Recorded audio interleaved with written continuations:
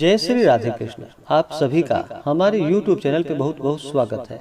आइए सुनते हैं वामन जयंती वामन द्वादशी की कथा। वामन जयंती का त्योहार जो कि भाद्रपद माह के शुक्ल पक्ष की द्वादशी तिथि के दिन वामन जयंती का त्योहार मनाया जाता है। इसे वामन जयंती के रूप में मनाया जाता है। इसे वामन द्वादशी के नाम से जाना जाता है। इस दिन भगवान विष्णु के वामन अवतार की जयंती मनाई जाती है।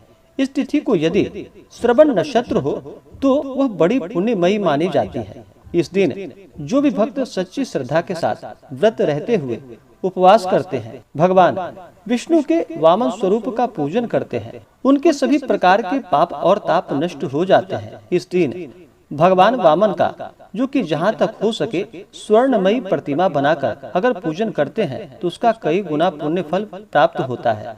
अगर स्वर्ण की प्रतिमा बनाने की क्षमता ना हो तो आप अपने क्षमता, श्रद्धा और सामर्थ्य के अनुसार भगवान का फोटो या प्रतिमा रख करके इनका पूरे विधि विधान के साथ पूजन करना चाहिए। इससे भगवान विष्णु और वामन भगवान का कृपा प्राप्त होता है तथा व्यक्ति के सभी प्रकार के पाप और ताप नष्ट हो जाते हैं और सुख समृद्धि की प्राप्ति होती है। तो आइए आज सुनते हैं भाद्रपद मास शुक्ल पक्ष वामन द्वादशी वामन जयंती की कथा। अगर आप कथा के उपलक्ष्य में अन्नदान, वस्त्रदान आदि के लिए ब्राह्मण दक्षिणा देना चाहते हो तो आप अपने श्रद्धा और सामर्थ्य के अनुसार हमें डिस्क्रिप्शन में जा करके वहां से गूगल पे, फोन पे या अकाउंट नंबर के माध्यम से आप अपने श्रद्धा और सामर्थ्य के अनुसार हमें ब्राह्मण दक्षिणा प्रदान कर सकते हैं। तो आइए सुनते हैं वामन जयंती की कथा। तो बोलिए प्रेम से भगवान विष्णु की जय, वामन भगवान की जय। बहुत समय पहले की बात है कि प्राचीन काल में बलि नामक परम पराक्रमी राजा ने तीनों लोकों को जीतकर देवलोक को भी अपने अधीन कर लिया।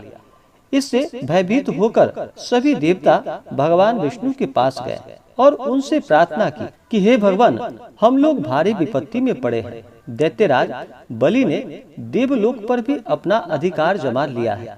अब हमारे लिए रहने का भी स्थान न होने के कारण हम जहाँ तहाँ भटकते फिर रहे हैं। आप हमारी रक्षा कीजिए। भगवान विष्णु ने उन सबको धैर्य बंधाया और कहा कि आप लोग निश्चिंत रहिए, मैं आपकी रक्षा करने को सदैव तैयार रहता हूँ। बलि मेरा भक्त जो कि गुणवान और सदाचारी है, उसने बल से नहीं बल्कि अपनी तपस्या से देवलोक को प्राप्त किया है, किंतु देवलोक पर उसका अधिकार मैं भी नहीं चाहता और साथ ही उसकी तपस्या भी क्षीण हो चली है।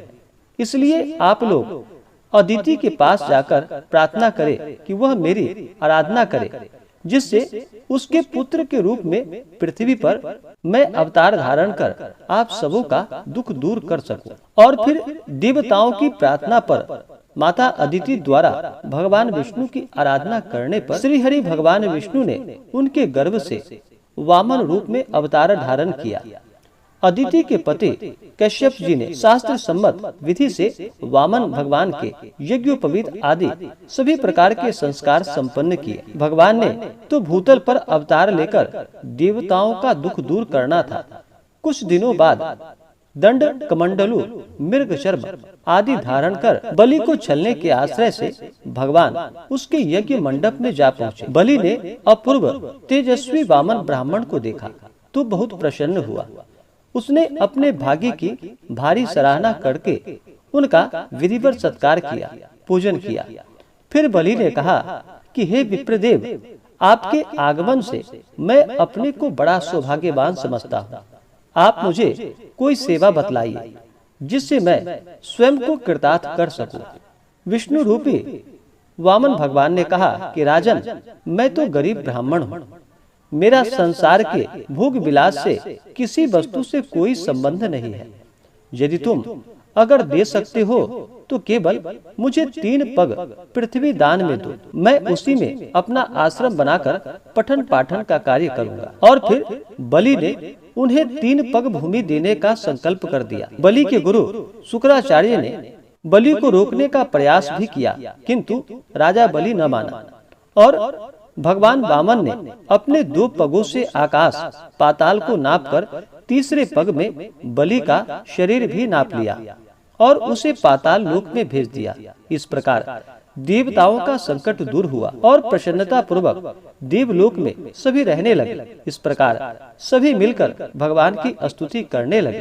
तो बोलिए प्रेम से भगवान विष्णु की जय, वामन भगवान की जय। भाद्रपद माह के शुक्ल पक्ष की द्वादशी तिथि के दिन, जो कि वामन जयंती के रूप में इस दिन को मनाया जाता है, इस दिन वामन भगवान का जो भी सच्ची श्रद्धा के साथ और पूरे विधि विधान के साथ इनका पूजन करते हैं, व्रत रहते हुए कथा श्रवण करते हैं, भजन कीर्तन आदि का कार्य करते हैं, उन्हें अनंत गुना पुण्य फलों की प्राप्ति होती है। वामन द्वादशी के दिन, जो कि इस दिन दही दान का बड़ा ही विशेष महत्व माना गया है, और इस दिन से ही दुग्ध त्याग व्रतारंभ भी हो जाता है। एकादशी तिथि के दिन वहीं पर जहां भगवान विष्णु का पूजन किया जाता है, तो द्वादशी तिथि के दिन भाद्रपद माह के शुक्ल पक्ष में भगवान विष्णु के अवतार वामन भगवान का पूजन किया जाता है। वामन भगवान विष्णु के अवतार माने जाते हैं। जो भी व्रत रखते हैं उन्हें व्रत के दौरान नियम और निष्ठा का पालन करना चाहिए। जब भी आप व्रत रखते हैं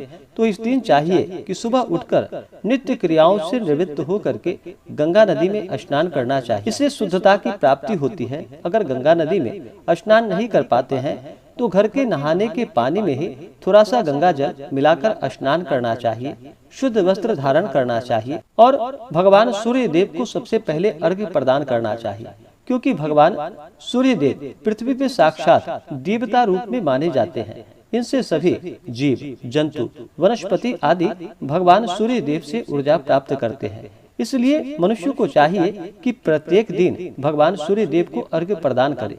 भगवान सूर्य देव जो कि आरोग्य को प्रदान करने वाले हैं, आंख की पीड़ाओं को छोड़कर भगवान सूर्य देव सभी प्रकार के रोगों को नष्ट करने वाले हैं। तो भगवान सूर्य देव को अर्घ्य प्रदान करना चाहिए। उसके बाद फिर व्रत का संकल्प लेना चाहिए और इस दिन दिन भर उपवास रहते हुए भगवान का पूजन करना चाहिए। जो उपवास नहीं रह पाते हैं वो फलाहार का सेवन करे और इस दिन वामन भगवान का विधिवत पूजन करना चाहिए, कथा श्रवण करना चाहिए। इस दिन विष्णु सहस्त्र आदि नाम, विष्णु चालीसा, विष्णु स्तोत्र आदि का पाठ करना चाहिए। इससे पुण्य फलों की प्राप्ति होती है। व्रत वाले दिन इस दिन किसी के ऊपर क्रोध नहीं करनी चाहिए। अपने मन में किसी के प्रति ईर्षा या द्वेष का भाव नहीं लाना चाहिए। ब्रह्मचर्य का पालन करते हुए ही व्रत को धारण करना चाहिए। इस दिन धर्म का आचरण करते हुए रहना चाहिए। जहाँ तक हो सके दान पुण्यों का कार्य करना चाहिए, गरीबों को भोजन कराना चाहिए। इससे पुण्य फलों की प्राप्ति होती है और भगवान विष्णु वामन भगवान अपना कृपा प्रदान करते हैं। तो आशा करता हूँ यह जानकारी आपको अच्छा लगा हो। ऐसे ही ज्ञानवर्धक जानकारियाँ प्राप्त करने के लिए हमारे इस चैनल पे अगर आप नए हैं तो चैनल को लाल बटन दबा करके सब्सक्राइब करें, साथ में बेल आइकन घंटी को दबाएं ताकि मेरे वीडियो का नोटिफिकेशन आपको समय से मिलता रहे। वीडियो को लाइक करें, शेयर करें। सुखी रहें और स्वस्थ रहें। जय श्री राधे कृष्ण। धन्यवाद।